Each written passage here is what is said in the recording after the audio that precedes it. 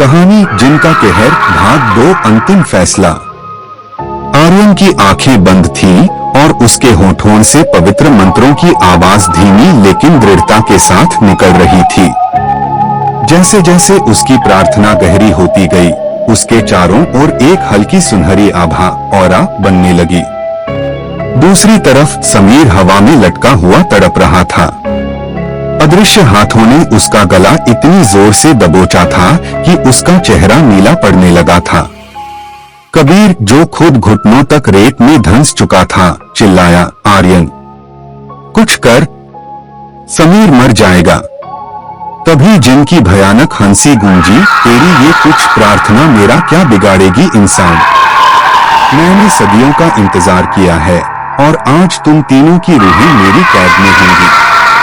जिन ने अपनी शक्ल बदली और समीर के मरहूम दादाजी का रूप धर लिया। उसकी आवाज बदली और वह समीर से बोला, समीर बेटा, देख मैं आ गया हूँ, मुझे हाथ दो, मैं तुम्हें बचा लूंगा। समीर की धुंधली होती आंखों में एक पल के लिए उम्मीद जगी, लेकिन आर्यन चिल्लाया, समीर, उसकी तरफ मत देखना, वो छल कर रहा है।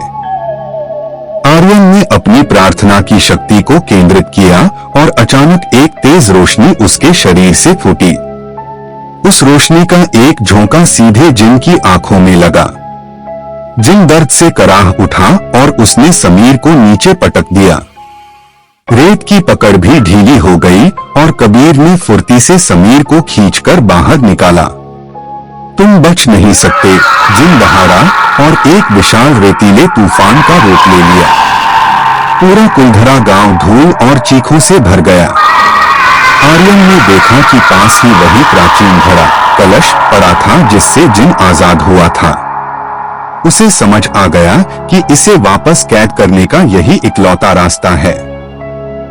उसने कबीर की तरफ इशारा किया, कबीर, उस घड़े को उठाओ और मंत्र खत्म होते ही उसका ढक्कन बंद कर देना।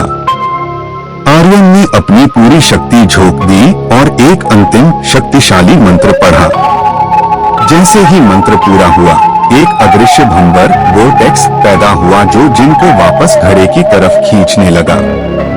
जिन पूरी ताकत लगाकर विरोध कर रहा था, उसकी आंखें अंगारे की तरह दहक रही थीं। नहीं, मैं वापस उस अंधेरे में नहीं जाऊंगा। जिनकी आवाज गूंजी, लेकिन आर्यन की प्रार्थना और उस पवित्र ऊर्जा के आगे उसकी एक न चली। धीरे धीरे उसकी विशाल आकृति धुएं में बदली और घड़े के भीतर समाने लगी। जैसे ही अंतिम धुआं अंदर गया, कबीर ने पूरी ताकत से उस पर ढक्कन लगाकर उसे पवित्र धागे से बांध दिया। अचानक सब कुछ शांत हो गया।